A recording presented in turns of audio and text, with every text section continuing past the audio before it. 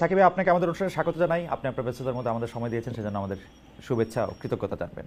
এবং আপনাকে ধন্যবাদ। আমাদের সঙ্গে আরও আছেন জাহাঙ্গীরনগর বিশ্ববিদ্যালয়ের বাংলা বিভাগের অধ্যাপক ডক্টর শামীমা সুলতানা। ডক্টর শামীমা সুলতানা সেই অধ্যাপক যিনি 5 আগস্টের আগেই শুধু অত্যাচার করার জন্য, খুন করার জন্য, বাচ্চাদের মেরে ফেলার প্রতিবাদে শেখ হাসিনার ছবি নামিয়েছিলেন বিভাগীয় প্রধানের ঘর থেকে। আমরা শামীম আপা আপনাকেও আপনার সময়ের জন্য শুভেচ্ছা, স্বাগত জানাই, ধন্যবাদ জানাই আমাদের অনুষ্ঠানে যুক্ত হওয়ার জন্য। আপনাকেও ধন্যবাদ, সেই সঙ্গে আমার সহ আলোচক এবং দর্শকদেরকেও অনেক ধন্যবাদ। সাকিব ভাই, আপনার কাছে একটু প্রথমে আসি। 5 আগস্টের কথা যখন ভাবতেছিলাম যে এটা আমাদের সবার জন্যই একটা মোটামুটি সেন্টিমেন্টাল জার্নি। আপনার মনে থাকবে যে 5 আগস্টে যখন এই ঘটনাটা ঘটে, আমি তখন জার্মানির বনে সকাল হতে হতেই আমরা জানি যে আর মানে যে কোনো সময়, যে কোনো সময় অনেকটা সময় ধরেই পার হচ্ছিল না। তারপর যখন পার হলো, আমি ছুটিতে ছিলাম, আমার সহকর্মীরা আমাকে সেই ছুটি কাটিয়ে ফিরে আসতে বাধ্য করলেন। অনেকের সাথে আমি তখন কথা বলেছিলাম, মানে I was not prepare to talk, because আমার আসলে ওই দিন সামনেই আসার কথা না। কারণ যাই হোক, আমি ওই দিন আপনার সাথেও কথা বলেছিলাম। আপনি আপনার অনেক ব্যস্ততার মধ্যে, সাকিব আপনার নিশ্চয়ই মনে পড়বে, অনেক ব্যস্ততার মধ্যে আপনি তাৎক্ষণিকভাবে আপনি কি আশা করছিলেন, কি পেতে যাচ্ছেন, কি পেতে হবে, আপনি সবার মতো আনন্দে ভেসে গেছেন। মানে আমার সবার মতো না, মানে আমি আমার মতো যদি বলি, আমার মতো আনন্দে ভেসে গেছেন। আপনার অবস্থাটা এরকম ছিল না? আপনি অনেক যেটাকে বলে হচ্ছে আপনি অনেক কশাস ছিলেন আপনার মন্তব্য করার সময়, কিন্তু আপনার স্বপ্নটা আপনার ছিল। আমি যদি 1 বছর পরে এই কথাগুলি যখন বলি, তখন এখনও আমার সেই দিনের কথা মনে পড়ে। একটা আমার মনে হতে থাকে যে মানে কি একটা অসম্ভব আনন্দের মধ্যে দিয়ে এই সময়টা আমাদের ছিল। আপনার কাছ থেকে যদি এই 1 বছরের জার্নিটা একটু শুনি, বা 1 বছর আপনার চাওয়া পাওয়াটা কথা শুনি একটু সংক্ষেপে, সারসংক্ষেপ আকারে, তারপর আমরা একই বিষয় একটু শামীম আপার কাছেও একটু শুনতে চাইব। ধন্যবাদ খালেদ মহিউদ্দিন, এবং আমি আমার সহ আলোচক সহ যারা দেখছেন সবাইকে সালাম এবং শুভেচ্ছা জানাই। আসসালামু আলাইকুম। যে জিনিসটা আসলে 5ই আগস্ট কাজ করেছে, সেটা তো ওই আনন্দ তো নিশ্চয়ই ছিল। মানে আনন্দের প্রকাশটা আমরা ঘটিয়েছি নানাভাবে। অনেক ক্ষেত্রে একটু কিছুটা বাকহারাও হওয়ার মতো অবস্থা হয়েছিল যে আসলে এই ঘটনাটা ঘটেছে এবং শেখ হাসিনা পালিয়ে গিয়েছে। তো সেই জায়গাটা একটা তখন অনেকটা বলা যেতে পারে যে ভাষায় প্রকাশ করা কঠিন হচ্ছিল। কিন্তু একই সাথে আবার একটা উদ্বেগও ছিল যে এই যে পরিস্থিতিটা তৈরি হয়েছে, এখান থেকে আমরা একটা কিভাবে আমরা এটাকে একটা সুষ্ঠু, শান্তিপূর্ণ এবং গণতান্ত্রিক উত্তরণের দিকে ধীরে ধীরে নিতে পারবো। কারণ যেভাবে একটা সরকারের পতন হয়েছে, কিন্তু সরকারের পতনের সাথে সাথে ধরেন পুলিশ পুরো পুলিশ বাহিনীটা ভেঙে পড়েছে, তাদের পুলিশ সদস্যরা সবাই পালিয়ে গেছে। আমরা দেখছি যে ব্যাংকের গভর্নর থেকে শুরু করে মসজিদের ইমাম থেকে শুরু করে আপনার মানে হেন কোনো প্রতিষ্ঠান নাই যে নানা দিক থেকে তারা পালিয়ে যাচ্ছেন, অথবা ফলে সবগুলো প্রতিষ্ঠান একটা ভেঙে পড়ার মতো উপক্রম হয়েছিল। এইরকম একটা অবস্থায় মানুষ নেমে এসছেন। সুযোগ সন্ধানীরা নানাভাবে এই অবস্থার সুযোগ নিতে পারে, আইন শৃঙ্খলা পরিস্থিতি তো বলে জিনিসটা তখন একটা বেশ উদ্বেগের জায়গা, মানুষের নিরাপত্তার জায়গাটা সব মিলিয়ে আমরা ওই উদ্বেগের মধ্যেও ছিলাম। যে কারণে আমি আপনার সাথে যোগাযোগ করেছিলাম যে আমরা কথা বলা দরকার, এবং যতগুলো মাধ্যমে কথা বলা যায় মানুষকে, যে আমরা এই অভ্যুত্থান করেছি, আমরা শেখ হাসিনাকে ক্ষমতা ছাড়তে বাধ্য করেছি, একই সাথে এখন আমাদের দেশটাকে আমাদের গড়ে তুলতে হবে, এবং সেই ক্ষেত্রে শুরু থেকেই যাতে আমরা ইতিবাচক ভাবে সব দৃষ্টান্ত স্থাপন করতে পারি, আমাদের অভ্যুত্থানের অর্জন, তার মর্যাদাকে রক্ষা করতে পারি, জনগণের এই আত্মত্যাগকে আমরা, তার যে মহিমা সেটাকে আমরা রক্ষা করতে পারি। তো যাই হোক, একটা অন্তর্বর্তী সরকার গঠিত হয়েছে। আমি একটু আগেও কথা বলছিলাম যে প্রক্রিয়ায় গঠিত হলে আরো অনেকগুলো প্রসঙ্গ প্রথমেই পলিটিক্যাল ডিরেকশন হিসেবে ঠিকঠাক করা যেত, সেই জায়গাতে আমরা যেতে পারিনি। সবাই মিলে এক্সস্টিভলি আলোচনা করে এই জায়গায় যাওয়া, রাজনৈতিক ডিরেকশন কি হবে সে বিষয়ে ন্যূনতম ঐকমত্যে পৌঁছানো, সেই কাজগুলো করা যায়নি। এমনকি সরকার গঠিত হওয়ার পরেও তারা যেভাবে এই পলিটিক্যাল কোর্সটা ঠিক করবেন, রাজনৈতিক মানে আমাদের গতিটা, মুখটা কি হবে, সেই জায়গাটা নিয়ে বিস্তারিত আলাপ আলোচনা হয়নি। এমনকি আমরা যে দাবি করেছিলাম জাতীয় রাজনৈতিক কাউন্সিল গঠন করেন সরকার এবং পলিটিক্যাল পার্টিগুলির প্রতিনিধিদের নিয়ে, সেটাও হয়নি। যার ফলে অনেক জায়গায় তো মানে আমাদের আকাঙ্ক্ষার সাথে বাস্তবের ফারাক আছে। তবে আমরা এইরকম বলবো না যে একতরফা ভাবে মানে সরকার পুরোটাই ব্যর্থ। সরকারের অনেকগুলো জায়গায় অর্জনও আছে, আবার ব্যর্থতার অনেক দিক আছে। প্রথম দিক থেকে আমাদের একটা জায়গা ছিল যে এই সরকার আমাদের প্রতিদ্বন্দ্বী না, ফলে এই সরকারকে আমরা সমর্থন দিয়েছি। সরকার কতগুলো কাজ যদি মোটামুটি ভাবে আহ সম্পন্ন করতে পারে, সেটাই হবে তার অন্তর্বর্তীকালীন সময়ের একটা বড় অর্জন। তার মধ্যে এইটার জায়গা যে যে কোনো একটা অভ্যুত্থান কিংবা একটা বিপ্লবী রূপান্তর একটা নতুন ব্যবস্থার জন্ম সাকিব দেয়। ভাই, সাকিব এবং ভাই, সেই আমরা একটু বিস্তারিত আলোচনায় আসবো আপনার সঙ্গে। আমি শুধু আপনার কাছে এই বিষয়টা একটু জানতে চাই, মানে দর্শকরাও জানেন, মানে যেহেতু আমি সাকিব ভাই আমরা অনেক দিন ধরে পরস্পরকে চিনি সেই ছাত্র জীবন থেকে, যে ছাত্র রাজনীতিতে সাকিব ভাইয়ের অংশগ্রহণের পাশাপাশি আমাদেরও কিছু অংশগ্রহণ ছিল আমাদের মতো করে রাজনীতিতে অংশগ্রহণ করার। সেই জায়গা থেকে একটু জানতে চাই যে সাকিব ভাই, 1/11 আমাদের একটা অভিজ্ঞতা হয়েছে যে যেটাকে বলে হচ্ছে অরাজনৈতিক সরকারের পক্ষে। তারপর থেকে অরাজনৈতিক সরকার আমরা কেউই চাইতেছিলাম না। শেখ হাসিনা সরকার অরাজনৈতিক সরকারেই পরিণত হয়েছিলেন বলেই আমরা তাকে বিদায় দিতে চাইছিলাম, যে শেখ হাসিনা সরকারও কোনো রাজনৈতিক সরকার ছিলেন না। কিন্তু এই যে অরাজনৈতিক সরকার, মানে আসলে অরাজনৈতিক সরকার কথাটাও বোধহয় সংজ্ঞায়নের মধ্যে ভুল, মানে একটা ইলেকশনের সিস্টেমের মধ্যে দিয়ে আর না আসা সরকার, আমি যদি এরকম বলি, শেখ হাসিনা এটাতে খুবই ফিটিং করে একটা টার্মের পর থেকেই, যে একটা ইলেকশন, একটা বিনা ইলেকশনে ক্ষমতায় বসে থাকা সরকার। তো এদের কাছ থেকে আমাদের অনেক কিছু আশা ছিল, মানে বিশেষ করে ডক্টর মোহাম্মদ ইউনূস এবং তারা যিনি তাদেরকে উপদেষ্টা দিয়েছিলেন, সেই আসার জায়গা থেকে আমরা মানে আমরা কি দেখলাম, আপনার টেকটা যদি আপনি একটু 2-1 কথায় বলেন যে তারা আসলে কেমন, মানে তারা কি মানে যাদেরকে আমরা পলিটিশিয়ান বলে চিনি তাদেরই মতো পলিটিশিয়ান নাকি আরো খারাপ পলিটিশিয়ান?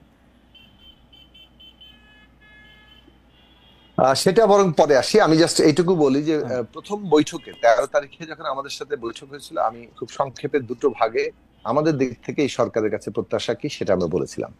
একটা হচ্ছে যে আপনি প্রথম অগ্রাধিকার আশু কাজ করেন, শহীদের তালিকা করেন, মর্যাদা, রাষ্ট্রীয় মর্যাদা দেন, তাদের পরিবারের দায়িত্ব নেন, আহতদের চিকিৎসার দায়িত্ব নেন এবং তাদের জীবনের দায়িত্ব নেন। 2 নম্বর কাজ হচ্ছে এই ভঙ্গুর অর্থনীতিকে একে সামলান, কোনো না কোনো ভাবে ব্যাংক এবং এগুলোর বিপর্যয় থেকে ঠেকান। 3 নম্বর কাজ হচ্ছে আইন শৃঙ্খলা পরিস্থিতি, মানুষের নিরাপত্তা দেন। নারী উপরে একটা হুমকি তৈরি হচ্ছে, আমাদের দেশের অন্য জাতিগত, ধর্মীয়, অন্যান্য সকল অংশের মানুষ আমরা দেখছি যারা সংখ্যায় কম, তাদের উপরে একটা নিরাপত্তার সংকট সৃষ্টি হচ্ছে। এবং সাধারণভাবে মব, এমনকি মুসলমানদের মধ্যেও যারা মাজারে আছেন, মাজার এইগুলোর উপর হামলা হচ্ছে। তো এই জায়গাগুলো নিয়ে আমরা কথা বলেছিলাম। আর দ্বিতীয়ত আপনার আরেকটা কাজ হচ্ছে বিচার, সংস্কার এবং নির্বাচন। এটা একটু দীর্ঘমেয়াদী, এই কাজটা আপনি করেন। এইটুকু কাজ ভালো মতো করতে পারলে একটা হয়। আর আরেকটা জিনিস আমরা প্রত্যাশা করেছিলাম, সেটা হচ্ছে সব জায়গায় না, কোনো কোনো ক্ষেত্রে একটা মানে দৃষ্টান্ত স্থাপনকারী কাজ করেন, যেখানে এটা মনে হবে যে পলিটিক্যাল উইল থাকলে যেসব কাজকে সাধারণভাবে আমরা ধরে নেই যেগুলো অসম্ভব বাংলাদেশে, সেসব কাজও করা যায়।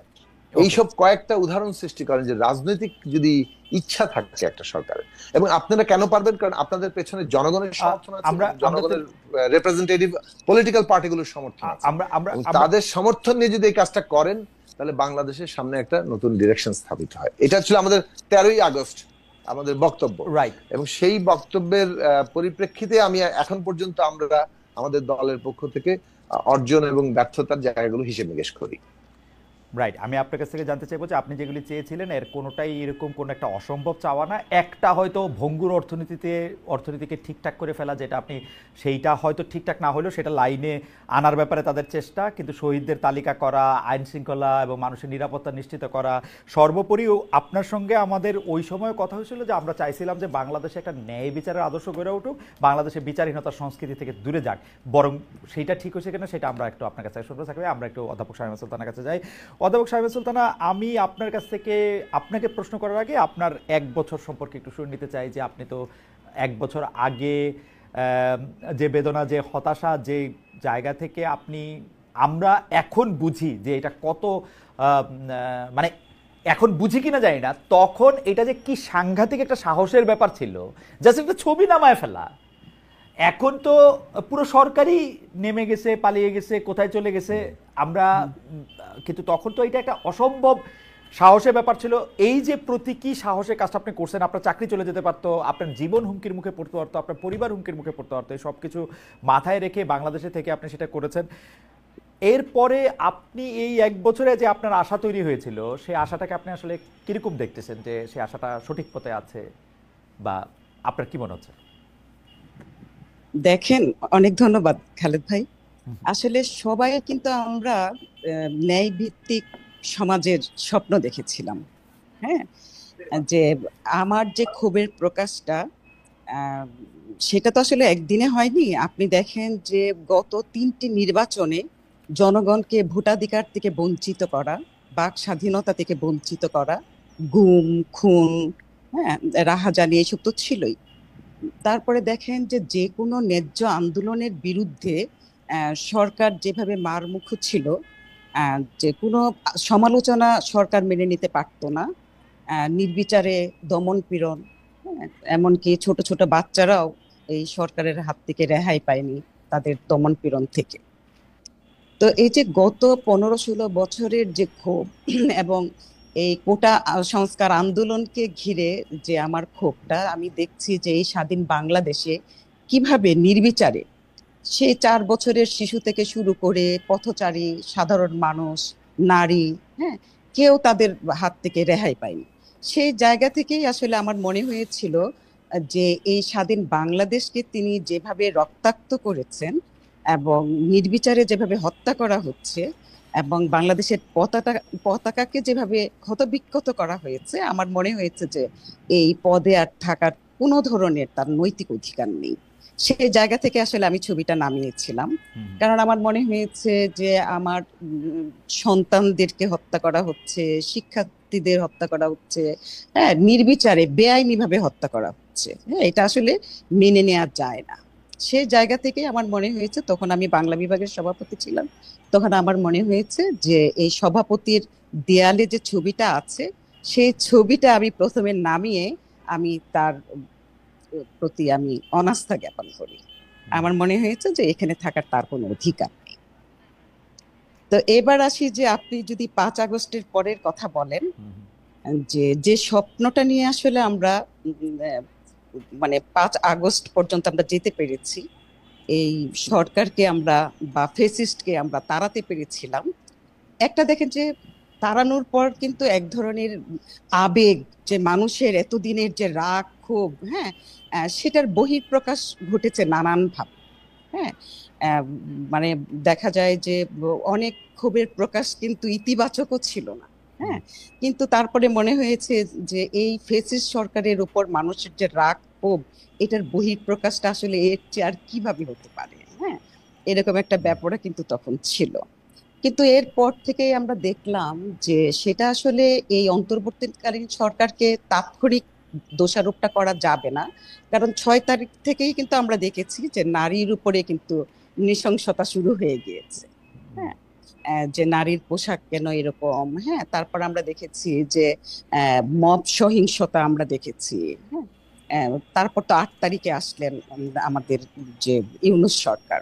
হ্যাঁ, তারপরেও যে আসলে নিরাপত্তা পরিস্থিতিটা যে খুব ভালো হয়েছে, হ্যাঁ, বা জনগণের মনে যে একটা স্বস্তি এনে দিয়েছে, তা কিন্তু না। হ্যাঁ, তারপরেও কিন্তু নারীর প্রতি যে সহিংসতা, হ্যাঁ, মানে মানুষের ভিতরে কোনো মানে যে যে নিরাপত্তাহীনতার জন্য যে অস্বস্তি, হ্যাঁ, এইগুলি কিন্তু চলছে, এগুলি এখনো চলছে। হ্যাঁ, আর আরেকটা কথা বলতে চাই যে কোনো দেশে যদি নিরাপত্তার অভাব দেখা দেয়, সেই জায়গাটাতে আসলে মূল্যবোধ থাকে না।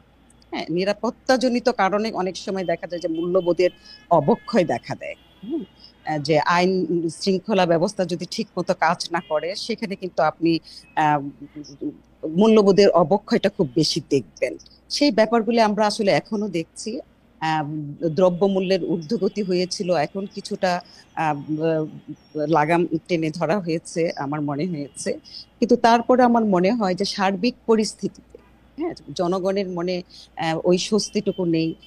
কারণ হলো, দেখেন যে আমি যদি আমার নারীর জায়গা থেকে বলি, এখনো নারীর পোশাককে একটা বিশেষ গোষ্ঠীর চোখ আটকে আছে। হ্যাঁ, এইভাবে আসলে নারীকে নিয়ন্ত্রণ করার যে একটা ব্যাপার, হ্যাঁ, মানে নারীকে কি আসলে আতঙ্ক মনে করছে, বা আসলে আমি জানি না যে নারীকে দমিয়ে রাখার যে ব্যাপারটা। কিন্তু আপনি দেখেন যে এই 24-এর আন্দোলনে নারীদের যে স্বতঃস্ফূর্ত যে অংশগ্রহণটা ছিল, আমি অন্য কোনো আন্দোলনে কিন্তু এতটা স্বতঃস্ফূর্ত অংশগ্রহণ কিন্তু আমি দেখি না। হ্যাঁ, যদিও নারীরা 52-তে অংশগ্রহণ করেছেন, নারীরা 71-এ অংশগ্রহণ করেছেন, যদিও তাদেরকে ওইভাবে মূল্যায়নটা করা হয়নি, কিন্তু 24-এর যে স্বতঃস্ফূর্ত যে অংশগ্রহণটা ছিল, এই একবিংশ শতাব্দীতে এসে আমার মনে হয়েছিল যে নারীদেরকে অন্তত কিছুটা মূল্যায়ন করা হবে।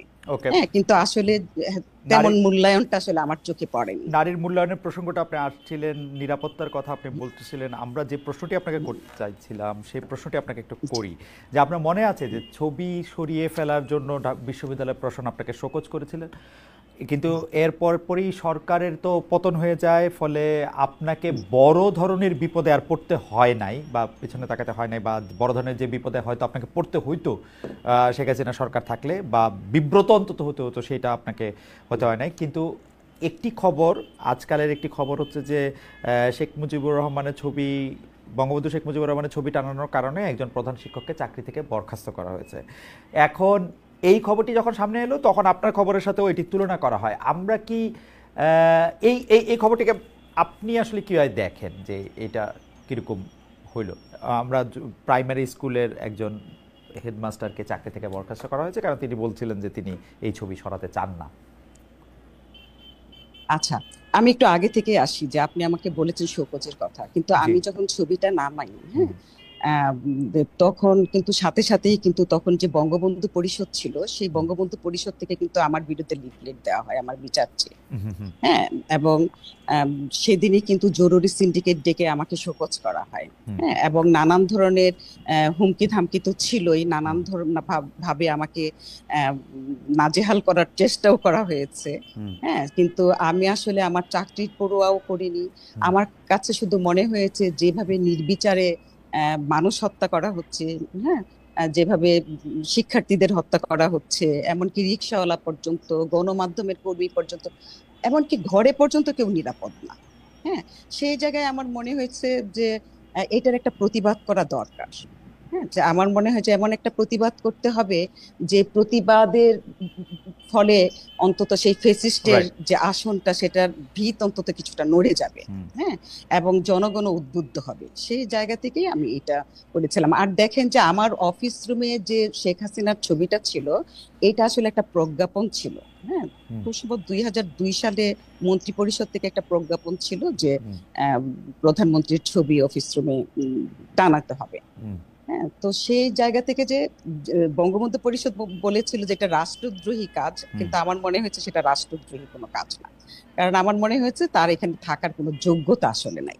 হ্যাঁ, কারণ এটা যদি আইনের ভিত্তিতে ফেলা হয়, আসলে তিনি যে নির্বিচারে যে হত্যা করছেন সেটা আসলে কোন আইনের ভিত্তিতে? তবে আমার মনে হয় কি জানেন, আমার মনে হয় যে কারোরই ছবি এভাবে দেয়ালে থাকা উচিত না।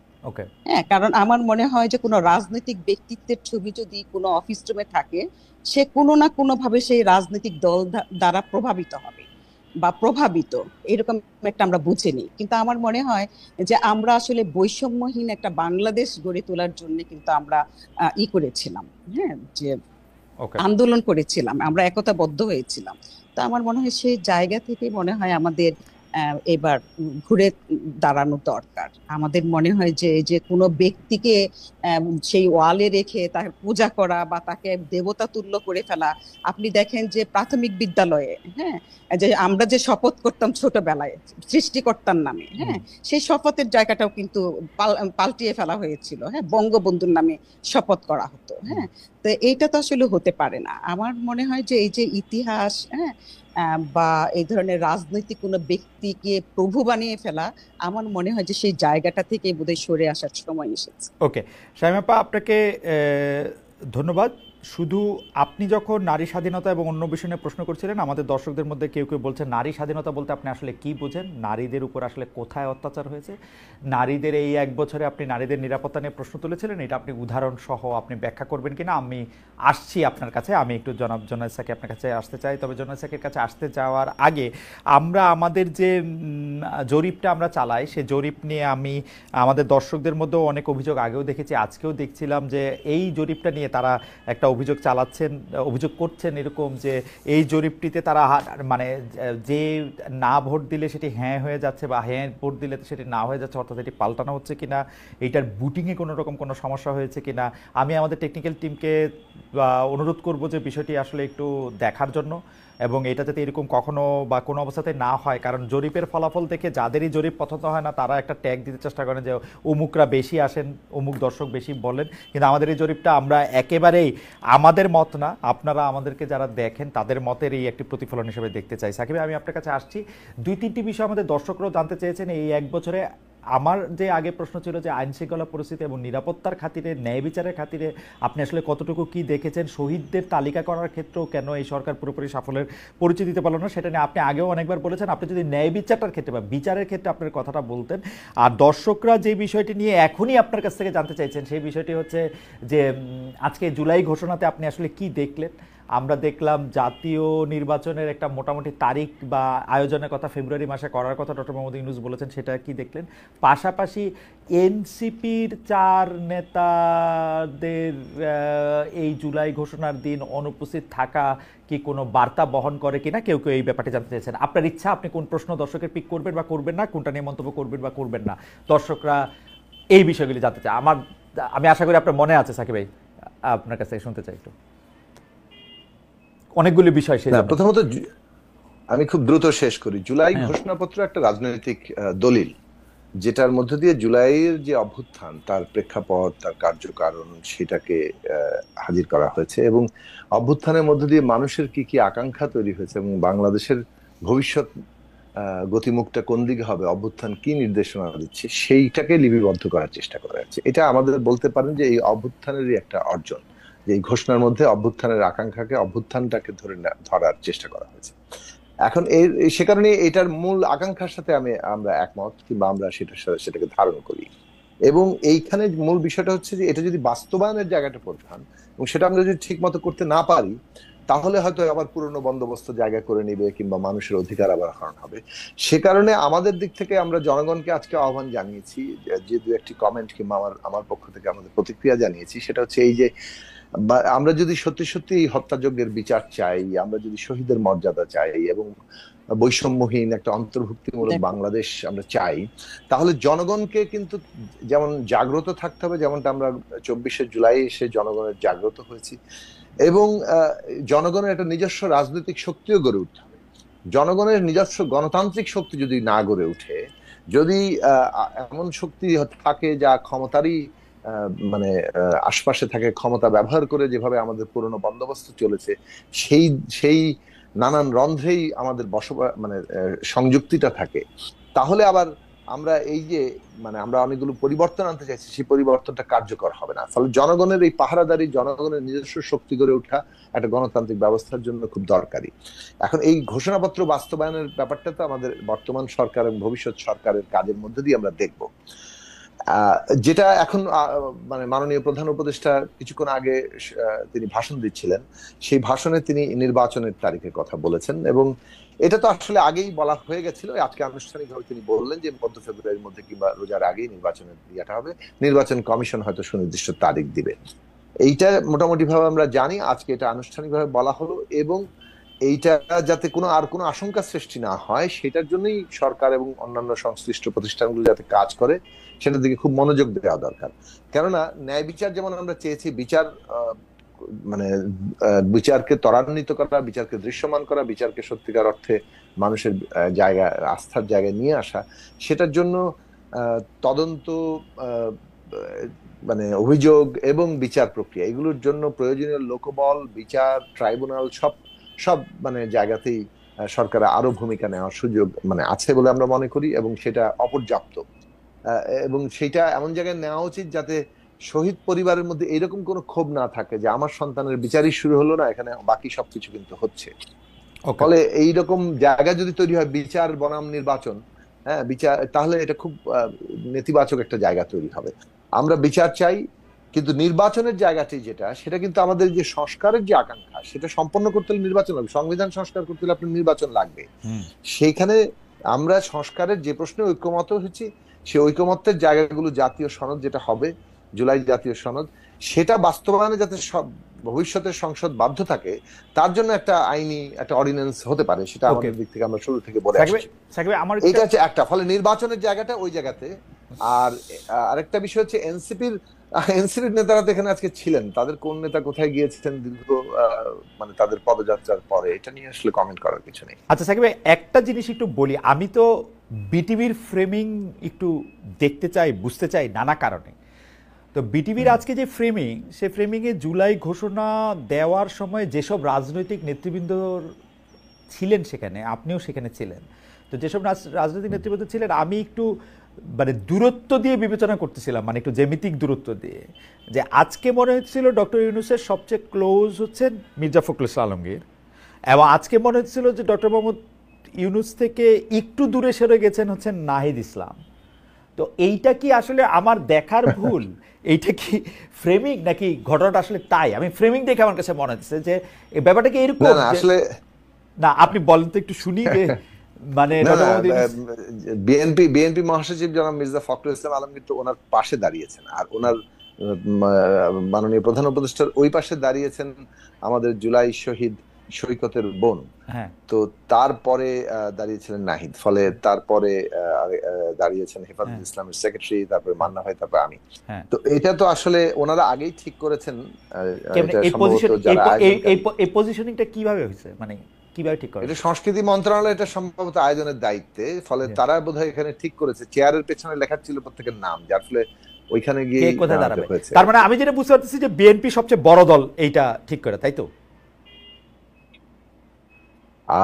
সেইটা তো ধরেন সাধারণভাবে একটা, যেহেতু আপনি যদি বিগত দিনের জায়গা ধরেন, সেটা তো একটা অনুমান সকলের মধ্যেই তো আছেই না।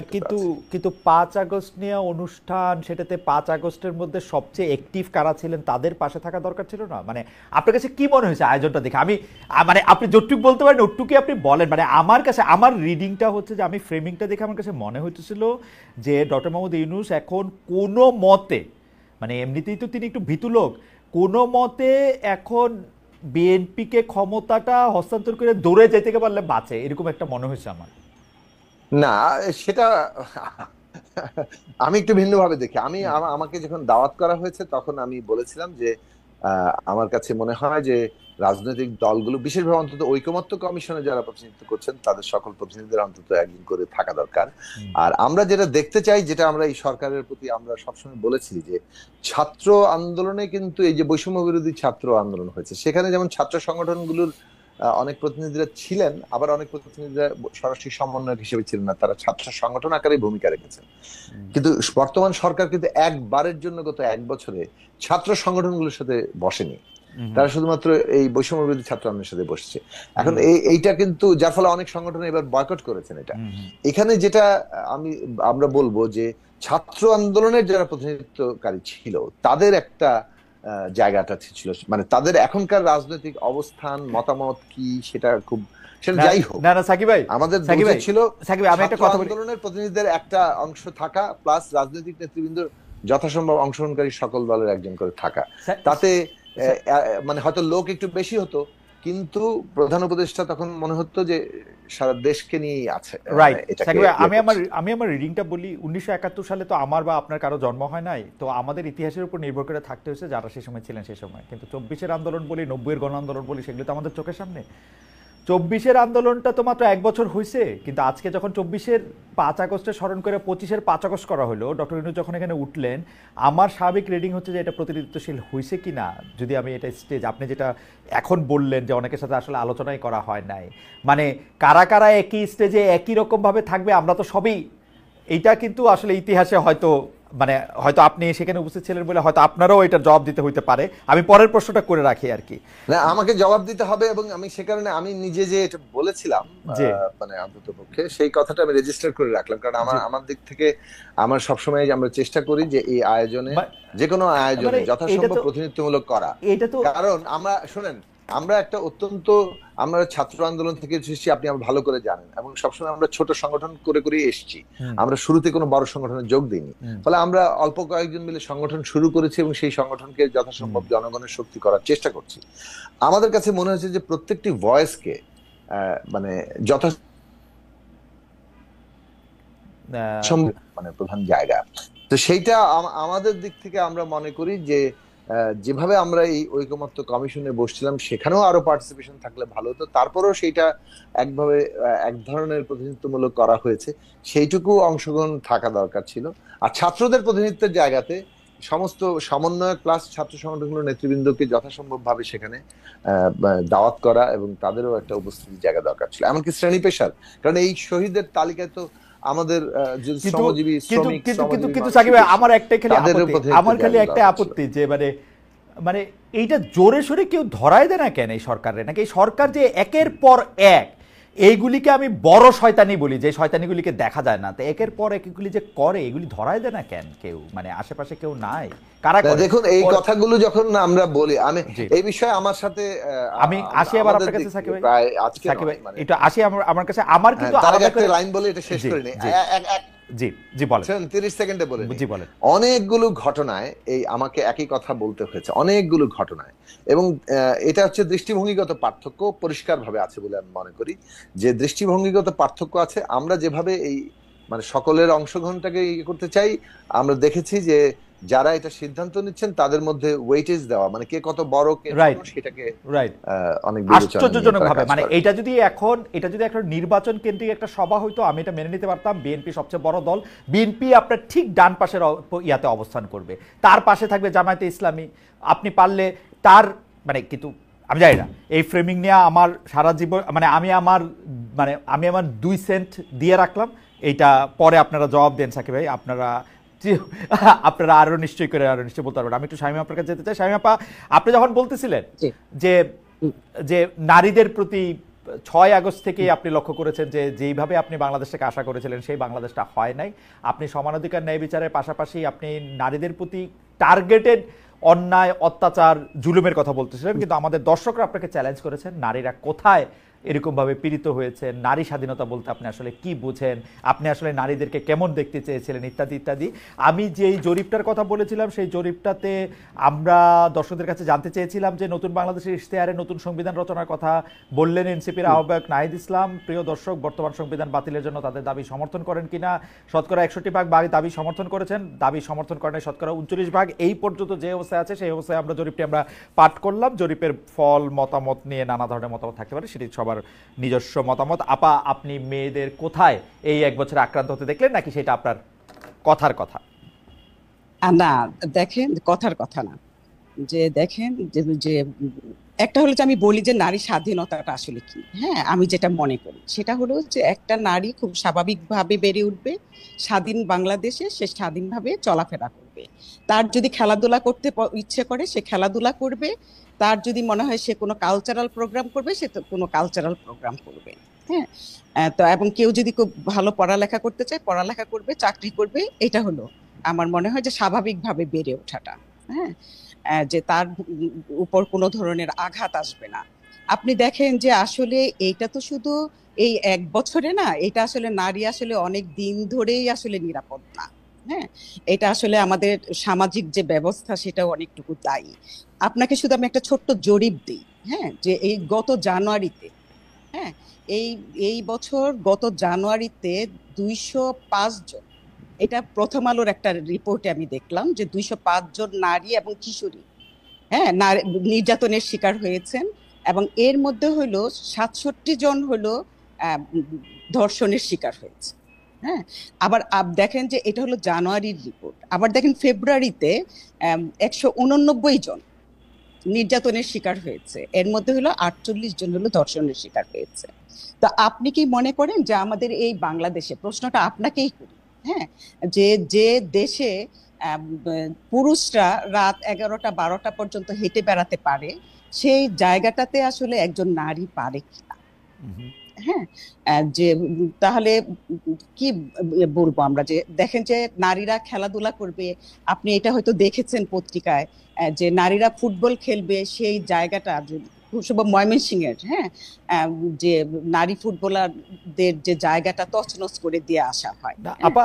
যে আপা আমি আপনার জি আপনার প্রশ্নের জবাবে ঠিক না, কিন্তু আমি এমনিতে আপনাকে একটু মনে করাই দিতে চাই যে এই সরকার জি বাংলাদেশের নারী ফুটবল দলকে 21 পদক দিয়েছে। আমরা জি দেখতে জি জি পাচ্ছি জি যে সবগুলি জায়গায় মানে তাদের ফুটবল খেলা, যেটা আসলে খুব সহজ ছিল না, কারণ ফুটবল খেলতে হলে একটা বিশেষ পোশাক পরতে হয় এবং সেটা নিয়ে নানা ধরনের কথা হয়, সেইটা তারা নিশ্চিত করেছে। আর আপনি রাতে একা হেঁটে বেড়ানোর কথা যেটি বলছিলেন আপা, বাংলাদেশে আমি খেয়াল করেছি যে যে দুর্বল তার প্রতি রাতে যারা আক্রমণ করে, শুধু তারাই না, দিনের আলোতেও আক্রমণটা দুর্বলের বিপক্ষেই হয়। হ্যাঁ, মানে এটা আমি কথা বলেছি। সে যদি পুরুষ যদি দুর্বল হয় তার বিপক্ষেও হয়, নারী সবল হলে তার বিপক্ষে হয় না। সেটা কি আসলে পুরুষ নারী এইভাবে আলাদা করা যাবে কিনা?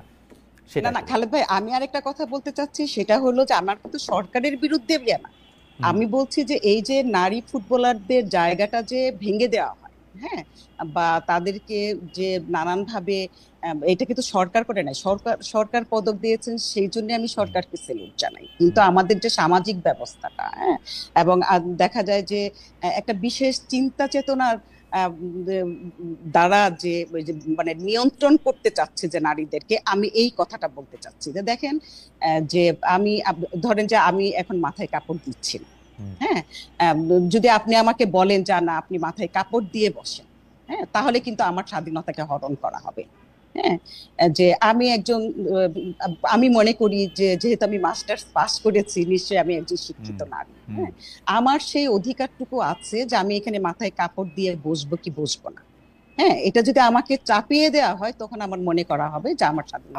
আপা এইখানে কি একটু এখানে আমি যে যুক্তিটা শুনি আর কি, তাদের কাছে তারা বলে হচ্ছে যে আমি তো কাউকে কিছু একটা বলতে পারি, অনুরোধ করতে পারি, তিনি শুনলেন না শুনলেন এটা তার ইচ্ছা, এটা চাপিয়ে দেওয়া কেন হবে? মানে কেউ যদি, মানে আমি এটার বিপক্ষে, আমি আবার বলি যে আমি কিন্তু এটার পক্ষে না। প্রশ্নটা এরকম করে আমাকে বলে যে আমি যদি কাউকে বলি যে আপনি এভাবে কাপড় পরেন, উনি পরলেন না, এটা উনার ইচ্ছা, কিন্তু আমি কি এটা বলতে পারবো না কেন?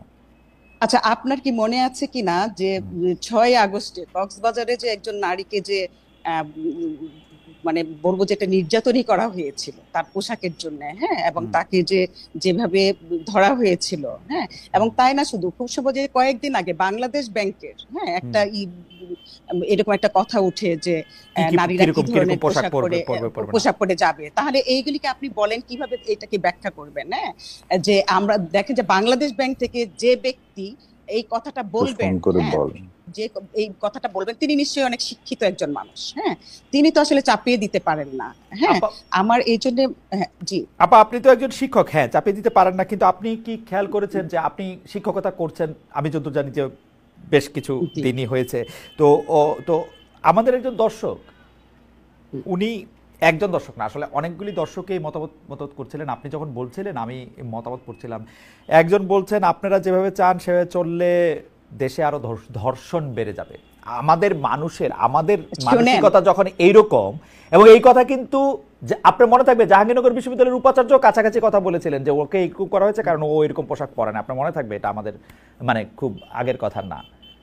না না, শুনেন, আপনি তাহলে যদি এই কথাটাই বলেন, তাহলে এই যে শিশুরা যে ধর্ষিত হচ্ছে, এই যে দেখেন যে কিছুদিন আগেই তো আসিয়াকে নিয়ে তোলপাড় হয়ে গেল, আসিয়ার বয়স কত, সেটার পর্দাটা আপনি কিভাবে বিবেচনা করবেন? এটা যে আমি বললাম যে 205 জন জানুয়ারিতে যে এই যে নির্যাতনের শিকার হয়েছে, হ্যাঁ, সবাই কি যে বড় বড় নারী নাকি, সবাই কি বেপর্দা ছিল নাকি? এখানে তো কিশোরীরা ছিল, সেখানে তো ছোট ছোট বাচ্চারা ছিল, হ্যাঁ, কাজে আমার মনে হয় যে এই পর্দা দিয়ে আসলে কোনো কিছু হবে না যদি মানসিকতার পরিবর্তন না করি। হ্যাঁ, এটা কিন্তু একটা সবচেয়ে বড় কথা, এবং প্রত্যেক মানুষের আসলে সৎ হতে হবে, মানসিকতার পরিবর্তন লাগবে।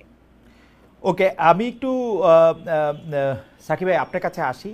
আমরা জুলাই স্পিরিট নিয়ে অনেক কথা বলি, অগাস্টে 5 তারিখে এসে আমরা যখন জুলাই স্পিরিটের দিকে তাকাই, আপনারা 13 আগস্ট কিছু দফা দিয়েছিলেন, যার মধ্যে শহীদদের তালিকা, ন্যায় বিচার, আইন শৃঙ্খলা প্রতিষ্ঠা করা, বিচার সংস্কার, এগুলি নানা রকম কথা বলেছিলেন। এই ক্ষেত্রে যদি এটাকে আমরা জুলাই স্পিরিটকে যদি আমরা ছোট করে নিয়ে আসি, শহীদদের মর্যাদা, বাংলাদেশে সবার জন্য ন্যায় বিচার প্রতিষ্ঠা করা এবং বাংলাদেশের সকল নাগরিকের সমান অধিকার নিশ্চিত করা, শুধু যদি এই কতগুলি মৌলিক বিষয় নিয়ে আসি, আমরা দেখি যে জুলাই স্পিরিটটা যদি এইটা হয়, বৈষম্যের বিরোধ, বৈষম্যের ধ্বংস করা হয়, এতে জুলাই স্পিরিট আসলে ফেল করেছে। আমাদের প্রশ্ন, এই জুলাই স্পিরিট যে ফেল করেছে, জুলাই স্পিরিট যে বৈষম্য রোধ করতে পারে নাই, ন্যায় বিচার প্রতিষ্ঠা করতে পারে নাই, শহীদের মর্যাদা প্রতিষ্ঠিত করতে পারে নাই, এর জন্য আপনি কাকে দায়ী করবেন? বা মানে আমাদের আমি আমি আমি দায় আমাদের উপরেই সবার আগে নেই যে আমরা দায়ী, আর কে কে দায়ী? কারণ অনেকে বলে থাকেন যে আপনারা তো কিছু করেন না, তো ঠিক আছে আমরা দায়ী, দ্বিতীয় তৃতীয় চতুর্থ কে দায়ী, মানে আমি সবচেয়ে বেশি দায়ী, তারপরে কে দায়ী, সেটা একটু শুনি। সাকিব ভাই, আমরা আপনাকে শুনতে পাচ্ছি না কেন? হ্যাঁ, এখন শুনতে পাচ্ছি, এখন শুনতে পাচ্ছেন? এখন শুনতে পাচ্ছি, জি। সকলেরই দায় আছে, দায় থাকে, কিন্তু তারপরেও যারা দায়িত্ব নেয় তাদের উপর বেশি দায় থাকে। ফলে সরকার যারা দায়িত্ব নিয়েছেন তাদের উপর দায়িত্ব বেশি থাকবেই, এবং আমাদের তো তাদেরকে দায়ী করতে হবে, কারণ তারা যখন কিছু করেন সেটা করা হয়, আমরা চাইলেই কিন্তু অনেক কিছু করা হয় না। আমরা হয়তো তাদেরকে সাহায্য করতে পারি, দাবি তুলতে পারি, আওয়াজ তুলতে পারি, তাদের সমর্থন যোগাতে পারি, কিন্তু কাজটা তো শেষ পর্যন্ত তাদের করতে হবে। আমি সংক্ষেপে কয়েকটা কথা বলি। প্রথমত, আমরা যে আশু কাজের কথা বলেছিলাম অর্থনীতির ক্ষেত্রে, হ্যাঁ, ব্যাংক এবং আর্থিক খাতের মধ্যে সরকারের অর্জন আছে, আমরা মনে করি তারা অন্তত লাইনে উঠাতে পেরেছেন। বিনিয়োগ, ব্যবসা বাণিজ্য, কর্মসংস্থান, এইসব ক্ষেত্রে আসলে এই ধরনের অন্তর্বর্তীকালীন কালে অবস্থা ঘুরে দাঁড়ানো খুব কঠিন। তারপরে তারা মানে জাস্ট ম্যানেজ করার চেষ্টা করছেন, ওই কারণে নির্বাচনের জায়গাগুলো ওই অর্থনৈতিক কারণে গুরুত্বপূর্ণ। যদি আসি যে ধরেন সংস্কারের প্রশ্নে, এই ক্ষেত্রে সরকার তুলনামূলকভাবে সফল, মানে সংস্কারের কমিশন করা, রিপোর্ট দেওয়া, ঐকমত্য কমিশন করা, সেটা নিয়ে সব দলের সাথে বসা, স্টেক হোল্ডারদের সাথে বসা, এবং ন্যূনতম জাতীয় ঐকমত্য তৈরি করা, কারণ ওইটাই কিন্তু আমাদের মূল লক্ষ্যের জায়গা, ক্ষমতা কাঠামো, ক্ষমতা ব্যবস্থার বদল, সেই জায়গায় তারা করেছেন। এবং এখন হচ্ছে যে এই জাতীয় সনদটা কিভাবে বাস্তবায়ন হবে সে বিষয়ে একটা ঐকমত্য তৈরি করা, আগামী নির্বাচন হবে এবং সংসদটার ক্যারেক্টার কি হবে, এটা কি সংবিধান সংস্কার সভার নির্বাচন হবে, সংস্কার পরিষদ নির্বাচন হবে, নাকি এটা সাধারণ পার্লামেন্ট হবে, মানে কারণ সংস্কার বিষয়টা আমাদের ঐকমত্য, সে কারণে সংস্কার পরিষদের নির্বাচন হওয়া দরকার, না হলে জনগণের সম্মতি ছাড়া সংবিধান বদলালে ওটা হবে অ্যামেন্ডমেন্ট, সেটা কোর্ট যে কোনো সময় আবার বাতিলও করে দিতে পারে। কিন্তু গণপরিষদে যেভাবে জনগণ সংসদ একটা পার্লামেন্টকে সংবিধান তৈরির এখতিয়ার দেয়, আমরা বলছি যে যেহেতু এখন নতুন সংবিধান আমরা এজেন্ডা না, সকলের এজেন্ডা না, ঐকমত্য হচ্ছে সংস্কার, ফলে সংস্কার মৌলিকভাবে করতে গেলে এটাও জনগণের এখতিয়ার নিতে হবে, এবং জনগণ এখতিয়ার দিবে আগামী পার্লামেন্টকে যে এই পার্লামেন্ট এই বিদ্যমান সংবিধানের মৌলিক সংস্কার করতে পারবে, সে কারণে এটা সংবিধান সংস্কার পরিষদের নির্বাচন হওয়া উচিত। একই সাথে সেটা আবার জেনারেল পার্লামেন্ট হিসেবেও কাজ করবে, 5 বছরের সরকার গঠন এবং পরিচালনার ক্ষেত্রেও কাজ করবে, এবং হয়তো একটা নির্দিষ্ট সময়ের মধ্যে সংবিধান সংস্কার করবে, সেটা 6 মাস 1 বছর। তো এই জায়গাগুলো নিয়ে এখনো ঐকমত্য হয়নি, এটা হলো একটা দিক। কিন্তু অন্য জায়গায় যদি আমি ধরি সংস্কারের ক্ষেত্রে, যেমন ধরেন পুলিশ সংস্কার, প্রশাসন সংস্কার, মিডিয়া সংস্কার, শ্রম সংস্কার এবং নারী সংস্কারের কমিশন, আরো অনেকগুলো হয়নি, আরো অনেকগুলো গুরুত্বপূর্ণ ক্ষেত্র ছিল, স্বাস্থ্য সংস্কার, শিক্ষা ব্যবস্থা সংস্কার, কোনো কমিশন হয়নি। এইগুলো অনেকগুলো জায়গায় কিন্তু সরকার এখনই বাস্তবায়ন করতে পারে, এবং এগুলো প্যারালালি রাজনৈতিক দলগুলোর সাথে হয়তো একটা সমন্বয়ের জায়গা থাকলেই তারা বাস্তবায়ন করতে পারতো, এবং যেটা আমাদেরকে নতুন ব্যবস্থার জন্ম নিচ্ছে এরকম একটা অনুভূতির জায়গায় নিয়ে যেতে। সাকিব, আমি মোটা দাগে সাকিব আপনার সাথে একটু আলোচনা অংশগ্রহণ করি, বেয়াদবি না নিলে। সেইটা হইল যে এগুলিতে কোনো সংস্কারের দরকারও নাই।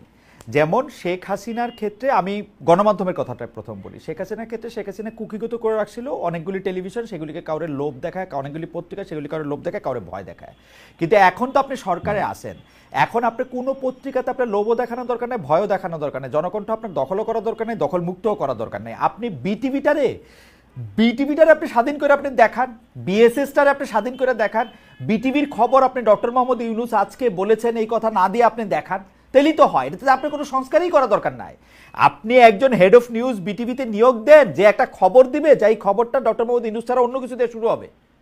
তা আপনি তো শেখ হাসিনার স্কুলের প্রাইমারি স্কুলের ছাত্রদের নিয়ে সেখানে বসেছেন, ঠিক আছে, সংস্কার দরকার প্রত্যেকটা ক্ষেত্রে। যুক্ত করি, সেটা হচ্ছে না, যুক্ত করি এটা যে আমাদের বিবেচনায় মিডিয়াতে আরো বেশ কিছু সংস্কারের প্রয়োজন আছে। না না, সেগুলো আছে, কিন্তু এটা তো মিনিমাম, এটা তো মিনিমাম। এটাতে আপনার আমি বলবেন এভাবে এই মনোপলি দিয়ে চললে হবে না। না, আমি তো বলতেছি যে সংস্কারের তো আরো প্রয়োজন আছে, কিন্তু আপনি যে বেগম খালেদা জিয়ার বিটিভি, হ্যাঁ মানে এটা অনেকগুলো মঈনুদ্দিনের জায়গাতে বিটিভি, শুরু করতে শেখ পারতেন না। হাসিনার বিটিভি আর ইউনূসের বিটিভি একই রাখলেন, এটা কিরকম কথা? আপনি এই বিটিভির জায়গাটা খবর আসতে দেখেন? চাচ্ছিলাম, এই জায়গাটা আসতে জি চাচ্ছিলাম জি যে সরকারের যে কথা বলেছিলেন যে কিছু ক্ষেত্রে তারা দৃষ্টান্তমূলক কাজ করবে যেখানে মনে হবে যে আমাদের একটা নতুন ব্যবস্থার জন্ম নেওয়া সম্ভব এবং পলিটিক্যাল উইল থাকলে সেটা সম্ভব। এবং এই দৃষ্টান্তমূলক জায়গাগুলোতে তারা কি কি করেছেন আমরা আশা করি এর একটা হিসেব হবে, হয়তো এক বছরেও আরো হিসেব করবো, আমরা 8 তারিখে আরো কতগুলো জায়গায় কথা বলতে পারবো। কিন্তু যে জায়গায় আমি বলতে চাইছি যে সরকার কোন কোন জায়গায় ধরেন মানে সরকারকে আমরা অসন্তুষ্ট অথবা জনগণের মধ্যে অসন্তোষ আছে, সেটা হচ্ছে শহীদের তালিকা এবং তাদেরকে রাষ্ট্রীয় মর্যাদা এই 5 তারিখেও দেওয়া গেল, যদিও আজকে একটা সংবর্ধনা দেওয়া হয়েছে বিভিন্ন জেলায় জেলায়, কিন্তু রাষ্ট্রীয় মর্যাদা এবং তালিকা পূর্ণ করা এটা কিন্তু এই 1600 শহীদের কিংবা 2000-এর নিচে আজকে ঘোষণাপত্র উল্লেখ করা হচ্ছে প্রায় 2000। তার মানে এই সংখ্যাটা কিন্তু যা, তাতে এটা সরকারের যে হাত এবং ক্ষমতা এবং তার যে লোকবল, তাতে এটা অসম্ভব কিছু ছিল না। আমাদের মনে হয় যে এখানে সরকারকে এই ব্যাখ্যা দিতে হবে। তারপরে ধরুন বিচারের প্রশ্নেও কিন্তু যেটা আমি আগেই বলেছি যে প্রয়োজনীয় ট্রাইব্যুনাল এবং ইত্যাদি, প্রত্যেকটা মামলা হওয়া, তদন্ত, চার্জশিট, এগুলোর জন্য যে লোকবল দরকার সেটা এঙ্গেজ করাটাই কিন্তু আমাদের দরকার। কারণ এই ক্ষোভ আমরা বারে বারে যদি শুনতে পাই তখন আমার মনে হয় যে যে মানে এটা একটা খুবই বেদনাদায়ক পরিস্থিতির সৃষ্টি করে। তারপরে ধরুন নিরাপত্তা এবং এই প্রশ্নে এসে এই সরকারের ক্ষেত্রে আমরা সত্যি সত্যি একটা বেশ মাঝে মাঝে মনে হয় যে কেন তারা এটা ব্যর্থ হচ্ছে। হ্যাঁ, পুলিশ বাহিনী ভেঙে পড়েছিল, তাকে পুনর্গঠনের জন্য 1 বছর তো সময় পেয়েছেন। সেই ক্ষেত্রে আপনাদের জবাবদিহিতার জায়গাটা যদি প্রতিষ্ঠা না করা যায়, ধরুন একটা উদাহরণ দিই যে লালবাগে পুলিশের থানার পাশে খুব অল্প দূরত্বেই কিন্তু একজনকে এইভাবে নৃশংসভাবে হত্যা করা হলো। তো পুলিশের সেখানে যে কর্মকর্তারা ছিলেন তারা কি এটার জন্য অ্যাকাউন্টেবল হয়েছেন? তাদেরকে কি কোনো জবাবদিহি করা হয়েছে? তাদেরকে কি মানে কোন রকম শাস্তিমূলক কোনো বিভাগীয় ব্যবস্থা নেওয়া হয়েছে? সেইগুলো জায়গাটা না হলে সবাই মনে করতে পারবেন আমি তো অপরিহার্য, কিছু না করলেও চলে। এবং সবকিছু একটা পুলিশ বাহিনী মানে ভঙ্গুর, পুলিশ বাহিনী কাজ করছে না, এই কথা বলে যদি আমরা বছর পার করি এভরিথিং জাস্টিফাইড হয়। শুধু তাই না, আপনি রাষ্ট্রের মানে যাকে বলে ফিলসফির দিক থেকে রাষ্ট্র ধারণাই ন্যায় বিচারের সাথে ওতপ্রোতভাবে যুক্ত। রাষ্ট্র যদি ন্যায় বিচার দিতে না পারে সেই রাষ্ট্র টিকবে না। শেখ হাসিনা তার রাষ্ট্র ফেল করেছে কেন? কারণ হচ্ছে যে সে ন্যায় বিচার জায়গা থেকে সরে গিয়ে অত্যাচারকে তার ভিত্তি করেছিল। এখন আপনি মব আক্রমণকে যদি একটা মানে এটাকে যদি অ্যালাউ করেন অথবা এটাকে নানাভাবে আপনি মানে প্রচ্ছন্ন ভাবে হলেও সমর্থন দেন, তাহলে যেটা হবে যে মানে এটা তো এইটাই পদ্ধতি হিসেবে ছড়িয়ে পড়বে, তখন আর রাষ্ট্র বলে কিছু থাকবে না। রাষ্ট্রকে এনফোর্স করতে হলে, তাকে উপস্থিত হতে হলে জনগণের স্বার্থে, তখন কিন্তু জবাবদিহির প্রশ্নটা থাকে। এই সরকারের কাছ থেকে প্রতিটি কর্মকর্তার যে জবাবদিহির জায়গাটা আমরা দেখেছিলাম সেটা হয়নি। উল্টো বলবো, পুরনো বন্দোবস্ত, নিয়োগ, বদলি, পদোন্নতি, অথবা এই যে সারা দেশময় ছড়িয়ে ছিটিয়ে থাকা ক্ষমতা ব্যবহার করে পেট্রন ক্লায়েন্ট রিলেশনশিপ, আমি একদিন আপনার সাথে আলোচনা করেছিলাম যে এর উপর ভিত্তি করে কিভাবে বখরাজীবী মানে কাঠামোটা দাঁড়িয়ে আছে। এইটা তো বদল হয় নাই, উল্টো পুরনো দল, বড় দল, মানে এখন তো চাঁদাবাজের তালিকায় বিএনপির নাম, জামাতের নাম আসছে, আমরা রাজশাহীর তালিকায় দেখলাম। এখন এই এনসিপি নতুন দল, তরুণরা যেখানে নতুন শক্তি হিসেবে একটা এই বিপ্লব কিংবা এই অভ্যুত্থানের যে আকাঙ্ক্ষা তাকে গঠন করার জন্য মানে নিয়োজিত থাকবেন, তারা এখন সচিবালয় থেকে ইউনিয়ন পরিষদের তহসিল অফিসে বসে থেকে নানান ভাবে মানে টাকা পয়সা আয় রোজগারে ব্যস্ত হয়ে পড়লেন। এইটা যে কত বড় একটা অপচয় হলো তারুণ্যের শক্তি। আপনি যেটাকে বলছেন যে প্রচ্ছন্নভাবে মানে এই যে আইন নিজের হাতে তুলে নেওয়াকে প্রচ্ছন্নভাবে সমর্থন জানানো হচ্ছে, আমি প্রচ্ছন্ন না, আমি দেখি প্রত্যক্ষভাবে সমর্থন জানানো হয়েছে। আমি জানতে চাইলাম এনসিপি নেতারা যখন সারা বাংলাদেশ ঘুরতেছেন, তারা আমাদের খুব প্রিয়, তারা সার্কিট হাউসে কি করে থাকতেছেন? তখন তারা আমাদের জবাব দিচ্ছেন যে আমরা তো শুরু থেকেই জাতীয় নেতা, সেজন্য আমরা সার্কিট হাউসে থাকছি।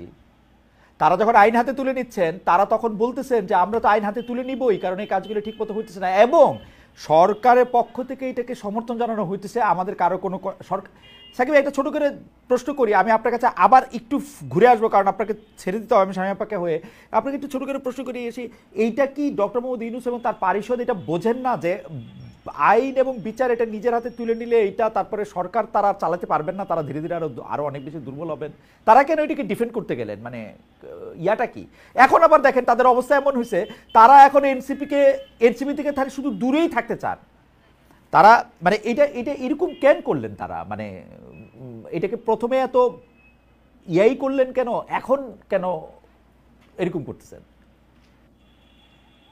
এখন ধরুন এর বিচার বিশ্লেষণ করতে করতে গেলে একটু সময় সাপেক্ষ ব্যাপার, আপনারই কম সময়ের মধ্যে হবে না। মানে গোনার সময়ে যদি 5 থেকে 8 তারিখ কিংবা তার পরবর্তী মানে অব্যবহিত কয়েকদিনে ধরুন, আপনার তো এই বিষয়ে আপনার জানা আছে, আপনিও পড়াশোনা করেছেন, যে আমরা ইতিহাস জানি যে যে কোনো অভ্যুত্থান কিংবা বিপ্লবী পরিবর্তনের সময় সময় খুব গুরুত্বপূর্ণ। মানে যে যে কাজটা আপনি তখন মানে আজকে করতে পারেন, ওই কাজটা হয়তো আপনি কালকে নাও করতে পারেন। ফলে ওই যে মানে 5, 6, 7, 8 সরকার গঠন, আমাদের পলিটিক্যাল ডিরেকশন কি হবে, আমরা কোন কোন কাজগুলো কিভাবে করব, কোন প্রতিষ্ঠান বদলাবো, কোন প্রতিষ্ঠান দাঁড়াবো, তারপরে অনেক তর্ক উঠেছে না, সংবিধান, রাষ্ট্রপতি, তারপরে এটা সেটা বহু কিছু নিয়ে কিন্তু হয়েছে।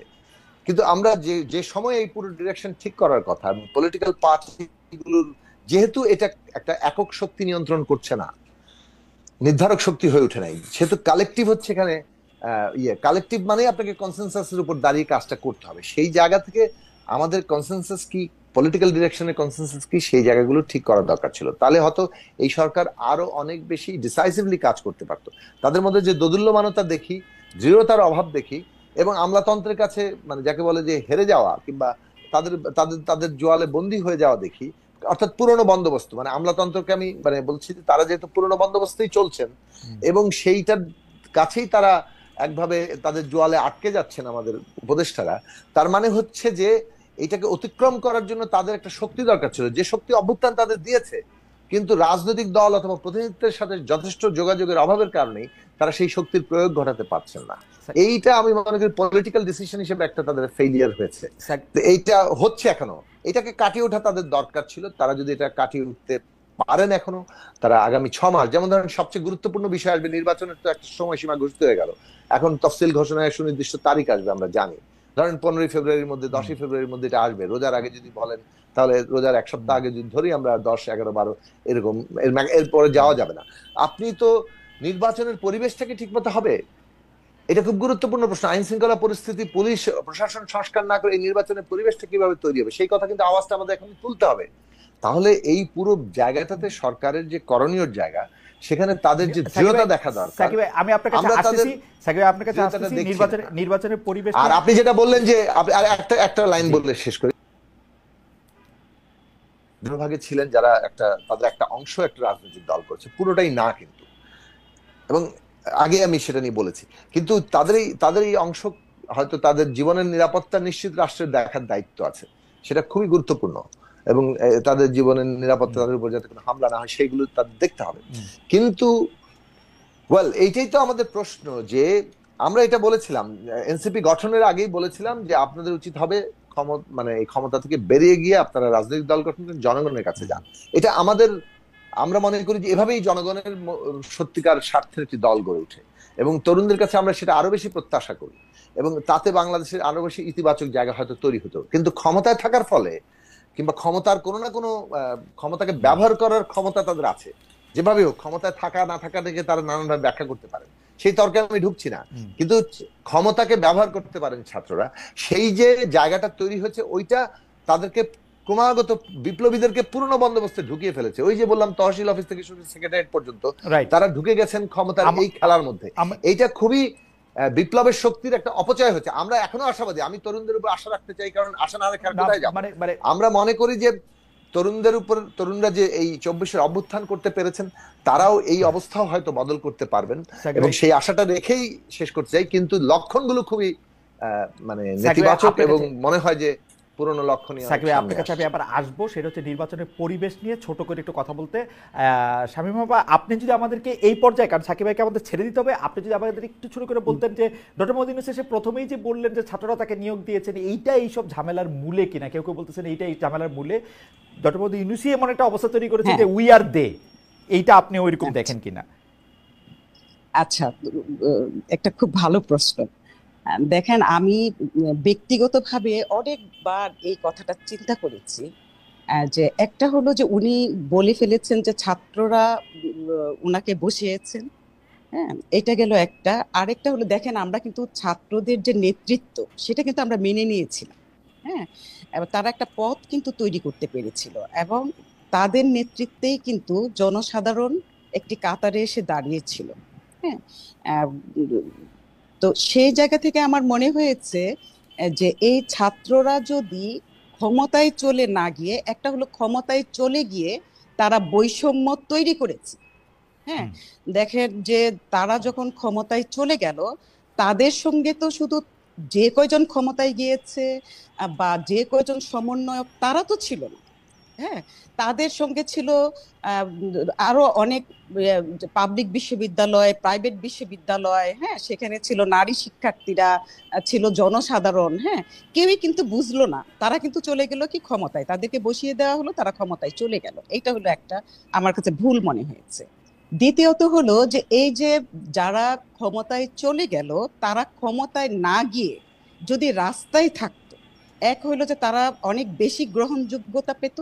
আর আমার আর যেটা মনে হয়েছে যে তারা যদি জনগণের পালসটা বুঝতে পারতো এবং জনগণের সাথে থেকে যদি তারা কাজ করতো, আমার মনে হয় যে তারা অনেক বেশি মানে একটা প্রতিপক্ষ হিসেবে। আপনি আমাদেরকে 2টা মিনিট দেন, আপনি এই 2টা পয়েন্ট একটু ইলাবোরেট করেন যে জনগণের পালস বলতে আপনি আসলে কি বুঝাতেছেন। কিন্তু আমরা একটু সাকিব ভাইকে শুনি, উনাকে ছেড়ে দিতে হবে। আমরা একটু শুনি যে নির্বাচনের পরিবেশে নিয়ে আপনার আসলে পর্যবেক্ষণ কি, কোনটা আপনি সবচেয়ে বেশি আশঙ্কাজনক মনে করতেছেন, আপনার জায়গাটা একটু শুনে রাখি যে নির্বাচনের পরিবেশ নিয়ে আপনার আশঙ্কাটা কোথায় আসলে। আর্মি, সরকার নিজেরা মারামারি করবে, বিএনপি আর জামাত মিলে মারামারি করবে, আপনারা এনসিপি কে ধরে মারি দিবেন, মানে কি হবে আসলে, মানে নির্বাচনে মানে নির্বাচনের পরিবেশটা হচ্ছে এটাই যে মানে শক্তি যাই হোক না কেন, প্রত্যেকেই যাতে মানে স্বাধীনভাবে তার প্রচারণা চালাতে পারেন, জনগণ যাতে স্বাধীনভাবে ভোট দিতে পারেন, কেউ কারোর উপর জবরদস্তি করতে না পারে, সেই জায়গাটা মেনটেন করতে হবে। কিন্তু সরকারকে, পুলিশ প্রশাসন, নানান সেনাবাহিনীও থাকবে, এবং এইখানে মানে এই প্রতিষ্ঠানগুলো যদি ঠিকঠাক মতো কাজ করে তাহলে কেউ এটা করতে পারবে না। এখন দেখা গেল প্রতিষ্ঠানগুলো কোনো একটা পক্ষের কাছে আগেভাগেই তাদের পক্ষ নিয়ে নিচ্ছে, অথবা মানে ভবিষ্যতে কারা ক্ষমতায় আসবে সেই বিবেচনায় নানান রকম হিসেব হচ্ছে, তাহলে কিন্তু আবার সুষ্ঠু নির্বাচনের জায়গাটা ক্ষতিগ্রস্ত হবে। তখন এক পক্ষ আবার অসন্তুষ্ট হবে এবং তখন আবার নির্বাচনও অনিশ্চয়তার মধ্যে পড়তে পারে।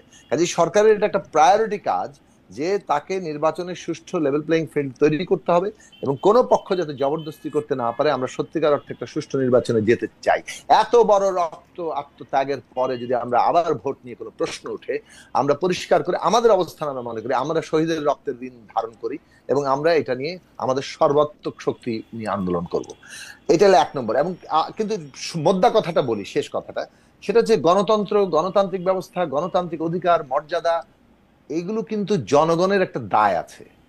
মানে আপনি অধিকারের সাথে কিন্তু কর্তব্যের প্রশ্ন যুক্ত। অধিকার খালি আমি বলে যে গেলাম, কিন্তু আপনি কোনো কর্তব্য পালন করলাম না। মানুষের কর্তব্যের জায়গাটা হচ্ছে যে যদি জনগণের গণতান্ত্রিক শক্তি গড়ে না উঠে, যদি সত্যিকারে ওই পাহারাদারি শক্তিটা গড়ে না উঠে নিজের অধিকারকে রক্ষা করার, তাহলে কিন্তু গণতান্ত্রিক ব্যবস্থাটা ঠিক মতো ফাংশন করতে পারে না। আইন যত ভালোই করা হয় তার কোনো না কোনো ভাবে ম্যানিপুলেট করে, মানে এভিল কিংবা এই জনগণের বিপক্ষ শক্তি কিংবা যারা মুষ্টিমেয় স্বার্থ দ্বারা পরিচালিত সেই শক্তি ওইগুলোই যেতে চায়, আরো স্বৈরাচারী কিভাবে করা যায়, ফ্যাসিবাদী কিভাবে করা যায়।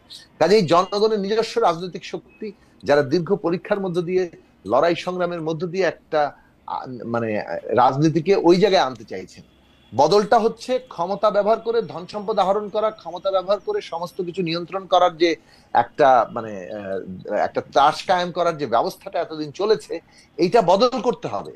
এইটা বদল করার জন্য রাজনৈতিক দল যদি তার উপযোগী না হয়, রাজনৈতিক যদি ক্ষমতা নির্ভর একটা মানে কাঠামোর এমবেডেড হয়ে যায়, তার সাথে একেবারে ওতপ্রোতভাবে জড়িয়ে যায়, তাহলে সেই রাজনৈতিক দল নতুন ক্ষমতা ব্যবস্থা করতে পারবে না।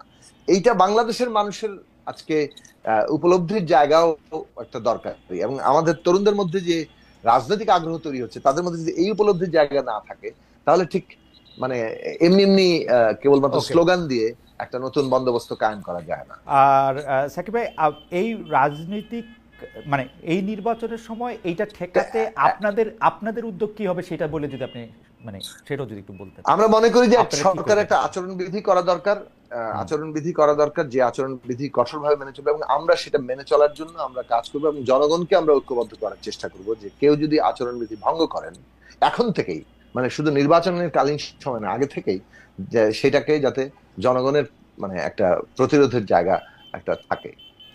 সাকিব ভাই, আরেকটা লাইনও কইতে হইতেছে, আপনারা যতবার জনগণকে ঐক্যবদ্ধ করতে চেষ্টা করেছেন তার তত বেশি বিভেদ সৃষ্টি হয়েছে।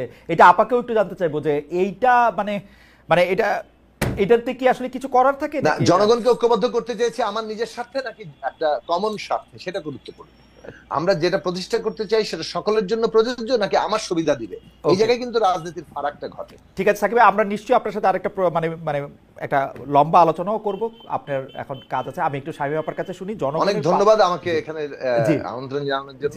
আরেকটি অনুষ্ঠান থাকার কারণে আমাকে জি এখন বের হতে হচ্ছে। ঠিক আছে, কোনো অসুবিধা নেই। আমরা আপনাকেও ধন্যবাদ সাকিব ভাই। আমরা আপনার কাছে জানতে চাইব যে আপা, আপনি বলতেছিলেন যে জনগণের পালস বোঝা, আমাদের শেষ প্রশ্ন এটা, কিন্তু এটার সাথে যদি এইটাও যুক্ত করি, জনগণের পালস বোঝা সম্পর্কে আপনি আসলে কি বুঝিয়েছেন? যে এনসিপি যারা গঠন করেছেন তারা জনগণের পালস বুঝলে আসলে তাদের কি করার ছিল। দুই হচ্ছে, জনগণকে যারাই ঐক্যবদ্ধ ডাক দিয়েছেন তারা নতুন করে আরেকটা বিভেদ সৃষ্টি করেছেন কিনা, সেটাও যদি আমাদের একটু বলতেন। দেখেন, যে যেটা বলি আমি, যে জনগণই কিন্তু আসলে সকল ক্ষমতার উৎস। হ্যাঁ, তো জনগণ কিন্তু এই 15-16 জনগণ আসলে বছর অনেক কিছু জনগণ আসলে ক্ষমতার সহ্য মালিক করেছে। আপা, ক্ষমতার মালিকই হ্যাঁ, আমাদের ক্ষমতার সংবিধানে। মালিক, জি হ্যাঁ, আপা, বুঝছো না? একদম জি একদম। জি কিন্তু জনগণকে বাইপাস করে দেখেন আপনি গত 3টা নির্বাচন, হ্যাঁ, জনগণকে কিন্তু জনগণের সঙ্গে প্রতারণাই করা হয়েছে বলবো। হ্যাঁ, এই 3টা নির্বাচনে কিন্তু জনগণকে সাথে নেওয়া হয়, এটা কিন্তু জনগণকে বঞ্চিত করা হয়েছে। তারপরে দেখেন যে উম, আইন বহির্ভূত ভাবে তাদের মানুষ হত্যা করা, গুম করা, হ্যাঁ, এবং পরবর্তী সময় তো দেখেছেন যে আয়নাঘর তৈরি করা, তারপরে দেখেছেন যে দুর্নীতি, ঘুষ, হ্যাঁ, এইগুলি তো একেবারে চরম পর্যায়ে ছিল। এবং দেখেন যে ব্যাংকগুলিকে কিভাবে একদম ফাঁকা করে ফেলেছে, হ্যাঁ, যে এই যে টাকা পাচার, হ্যাঁ, এইগুলি আসলে দেখেন জনগণের ট্যাক্সের টাকা। হ্যাঁ, কিন্তু জনগণকে সেভাবে মূল্যায়ন করা হয়নি। জনগণ কিন্তু বারবার একটা আশ্রয় চায় যে যে তাদের কথাগুলো বুঝবে, শুনবে, হ্যাঁ, বা তাদের মৌলিক চাহিদা পূরণ করবে। কিন্তু জনগণ কিন্তু এরকম সরকার কিন্তু অনেক বছর ধরেই পাচ্ছে না। হ্যাঁ, সেই জায়গা থেকে আপনি দেখেন যে যদি এই আমাদের যে শিক্ষার্থীরা যেভাবে তারা নেতৃত্ব দিয়েছিল, হ্যাঁ, একটা হলো যে জনগণ যেভাবে যে মানে সরকার যেভাবে সন্তানদেরকে হত্যা করছে, হ্যাঁ, বা শিক্ষার্থীদের হত্যা করছে, জনগণকে হত্যা করছে, সেই জায়গা থেকেও কিন্তু জনগণ রাস্তায় এসেছে, কিন্তু তারা কিন্তু নেতৃত্বটা দিয়েছে। হ্যাঁ, তো সেই জায়গা থেকে আমার মনে হয়েছিল যে জনগণ তাদেরকে মেনে নিয়েছিল, জনগণ তাদের কথা মতো আম, যে যে গাইডলাইন দিয়েছিল সেই গাইডলাইন অনুযায়ী জনগণ চলার চেষ্টা করেছে। সেই জায়গা থেকে ওরা যদি জনগণের সঙ্গে মিশে যেত, জনগণের যে দুঃখ দুর্দশার কথাগুলি যদি শুনতো, ধরেন যে জনগণের পক্ষ হয়ে যদি বলতো যে আর ঘুষ চলবে না এই দেশে, আর দুর্নীতি হবে না এই দেশে, হ্যাঁ, তোমরা তোমাদের গণতান্ত্রিক যে অধিকার, ভোটাধিকার, সেটা তোমরা প্রয়োগ করতে পারবে, তোমরা কথা বলতে পারবে, হ্যাঁ, তোমাদের বাক স্বাধীনতা থাকবে, তোমাদের বাক স্বাধীনতা কেউ হরণ করবে না, এই ব্যাপারগুলি যদি আসলে এই শিক্ষার্থীরা যদি আমলে নিত, আমার মনে হয় যে তারা জনগণের কাছের মানুষ হতে পারত। ওকে। হ্যাঁ, কিন্তু আরেকটা জিনিস হচ্ছে যে ঐক্যবদ্ধ হওয়া কি এই জাতির পক্ষে সম্ভব কিনা, বা মানে মোটা দাগেও ঐক্যবদ্ধ হওয়া সম্ভব কিনা কোনো একটা গ্রেটার কজের জন্য। আমরা একটা ক্লাসরুম সিচুয়েশনে আপা, মানে আমারও পাবলিক বিশ্ববিদ্যালয়ে ক্লাসরুমের অভিজ্ঞতা থেকে আমি জানি যে ক্লাসরুম একটা দেশের প্রতিনিধিত্ব করে, কিন্তু আসলে বিশেষ করে পাবলিক বিশ্ববিদ্যালয়ের ক্লাসরুমগুলো। আমরা কি আসলে মানে ঐক্যবদ্ধ একটা নেশন বলতে যেটা বুঝায়, সেটা কি আমাদের জন্য একটা ইউটোপিয়ান ধারণা কিনা? আচ্ছা শুনেন, আপনি তো ক্লাসরুমের কথা বলছেন, আমরা যে পরিবারের মধ্যে চলে আসি না? হ্যাঁ, যে আমরা যখন একটি পরিবারের মধ্যে থাকি তখন পরিবারের সবার মতামত কি সবসময় এক হয়? না, সবাই কিন্তু এক হয় না। হ্যাঁ, যে আমার এই জায়গায় হরপ্রসাদ শাস্ত্রীর যে তৈল প্রবন্ধটা আছে সেটার কিছু কথা আমার মনে পড়ে যাচ্ছে। সেটা হলো যে যে তুমি যতটুকু বলতে চাও, হ্যাঁ হ্যাঁ, তুমি ততটুকুই বলার চেষ্টা করো। সেইটা বলার জন্য তোমার যদি আরবি, ফার্সি, হিন্দি, হ্যাঁ, বা বন্য যে কোনো ভাষা থেকে যদি তোমার ভাষা নিতে হয়, তুমি সেখান থেকে ভাষা নাও, একমাত্র অশ্লীলতা ছাড়। রাইট। না আপা, আমি যেটা বলতেছিলাম যে পরিবারের মধ্যে আসলে হয়তো আমাদের মতামত এক হয় না, কিন্তু এক না হয়ে একতাবদ্ধ হইতে তো কোনো দোষ নাই। কারণ এক একজনের এক একটা কাজ আছে, কেউ একটা ছোট স্ক্রু, কেউ একটা বড় তার কাটা, কিন্তু সবাই মিলে একটা নতুন যন্ত্র তৈরি করতে তো কোনো অসুবিধা নাই। সবার তো এক হইতে হবে তা না। মানে না না না কিন্তু এটা আমি এটা সেজন্য একটু ক্লাসরুম সিচুয়েশনটার কথা বলছিলাম, যে ক্লাসরুমে বিভিন্ন জেলা থেকে বিভিন্ন জায়গা থেকে লোকজন আসতেছেন, কিন্তু যেটা হচ্ছে কোনো একটা কমন গ্রাউন্ডে, সেটা ন্যায় বিচার হোক, সবাই সবাইকে দেখে রাখার কাহিনীতে হোক, এক হওয়ার যে সেইটা আপনি দেখতে পান কিনা। মানে আমাদের রাজনীতিবিদরা আমাদের বলেন যে আমরা একতাবদ্ধ হইতে হবে, কিন্তু যতবার একতাবদ্ধের কথা বলেন তত বেশি আমরা বিভেদের জায়গা দেখি। এনসিপির মতো করে বিভেদ সৃষ্টি করে, বিএনপি অনেক আগে থেকে বিভেদ সৃষ্টি করছে, অন্যান্য রাজনৈতিক দলগুলি তো করেই। আচ্ছা, ওইখানে আমি আরেকটু কথা বলতে চেয়েছিলাম, সেটা জি হলো যে হরপ্রসাদ শাস্ত্রীর ক্ষেত্রে জি। উনি বলেছেন যে যে ভাষাটা দিয়ে বেশিরভাগ মানুষ বুঝবে সেই ভাষা দিয়ে তুমি লেখো। হুম হুম। হ্যাঁ, ওকে। আমার ক্ষেত্রে মনে হয় যে এই ঐক্যমত্যের ব্যাপারটাও যে সবাই একমত হবে তা না। দেখেন যে এই ফেসিস্টের পরবর্তী সময়ে একটা পজিটিভ দিক হলো যে বিভিন্ন ধারার রাজনীতির যে ব্যক্তিত্বরা আছেন তারা কিন্তু একসঙ্গে বসছেন। হ্যাঁ, হুম হুম। তারা একসঙ্গে বসে তারা তাদের মতামতটা অন্তত দিতে পারছেন। হ্যাঁ, ওকে। এটা একটা কিন্তু পজিটিভ পজিটিভ দিক, তারা তাদের নিজেদের কথাটা বলতে পারছেন। কিন্তু আমার মনে হয় যে 100% ঐক্যমত্য হবে না। ওকে। হ্যাঁ, কিন্তু আমার মনে হয় জনগণের স্বার্থে যে যেটা জনগণের জন্য ভালো হবে, আমার দেশের জন্য ভালো হবে, সেই জায়গাটাতে মনে হয় যে কোনো না কোনো রাজনৈতিক দলকে কিছুটা ছাড় দিতে হবে। সেই কিছুটা ছাড় দিয়ে হলেও আমার মনে হয় বেশিরভাগ মানুষের ক্ষেত্রে বা দেশের জন্য যেটা ভালো হবে সেই জায়গাটাতে আসলে সব রাজনৈতিক দলকে একটা প্ল্যাটফর্মে দাঁড়ানো অধ্যাপক উচিত। শাইমা সুলতানা, আপনাকে অনেক ধন্যবাদ আপনার মূল্যবান মতামতের জন্য। আপনি আমাদের সময় দিয়েছেন, আমাদের সঙ্গে জুনায়েদ সাকিও ছিলেন, অনেকগুলি বিষয় নিয়ে আপনারা আলোচনা করেছেন। 5 আগস্ট আজকে 1 বছর পূর্ণ হলো সেই মানে যেটাকে আমরা 36শে জুলাই বলেছিলাম 2024 সালে, সেটার 1 বছর পূর্ণ হয়েছে। আমরা নিশ্চয়ই নতুন দিনে নতুনভাবে নতুন সময়ের স্বপ্ন দেখব। সে পর্যন্ত আপনাদের সবাইকে অনেক অনেক শুভেচ্ছা এবং অনেক অনেক ধন্যবাদ।